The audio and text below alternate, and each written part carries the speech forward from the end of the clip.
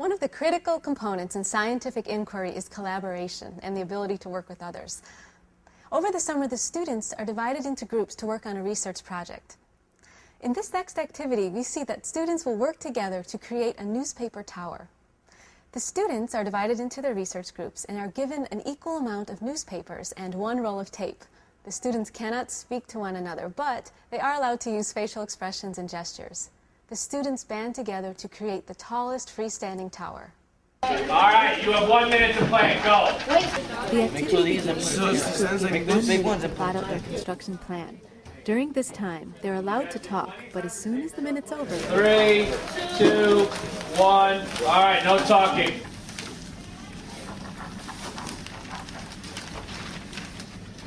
This is when the real challenge begins. Each group experiments with different design ideas, coming to a consensus using nonverbal cues.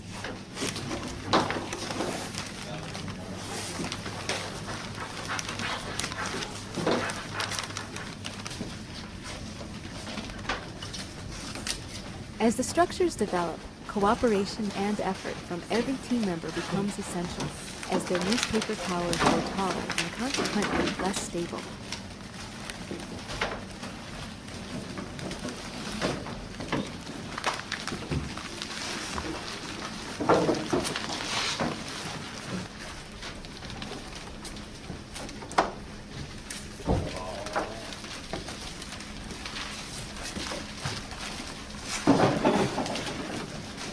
And, as you might have noticed by now, an additional perk to this exercise is the quietness in an otherwise chaotic and bustling classroom. 3 minutes.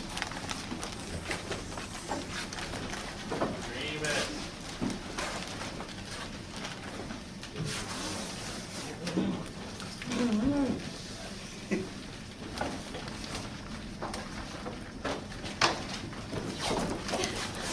Ten, 9, 8, 7, 6, 5, 4, 3, 2, 1. Time.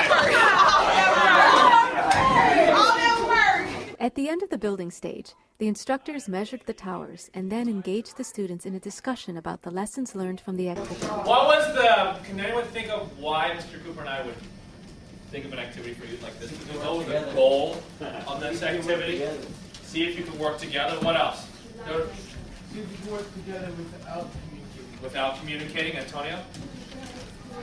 To prepare your work together for the groups, Aaron?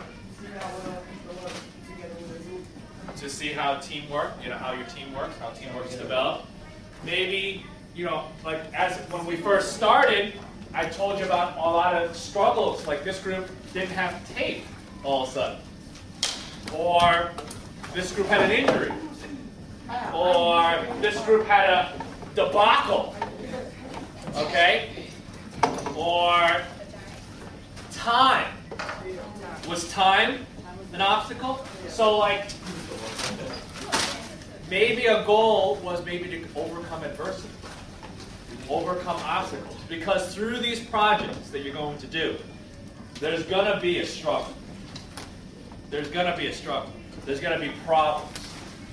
Maybe not with just, all these different, maybe it's not the struggles that, you test in the garden or tools that you use. It may be struggles between each other, and yet you have to overcome. And obviously through these results, and obviously through these structures that you built, you have proven to you and your team that you can overcome adversity. Okay? Great job. I think you guys should give a round of applause to each other. Great job. All right? Good job. Focusing on the kinds of communication and organizational skills the students found helpful, as well as the different types of obstacles they faced along the way, Instructor Yi highlights the goal of this activity. As they continue to work on their research projects, this activity provides a way for them to cement group communications, and it is an example of how success can help them on their journey.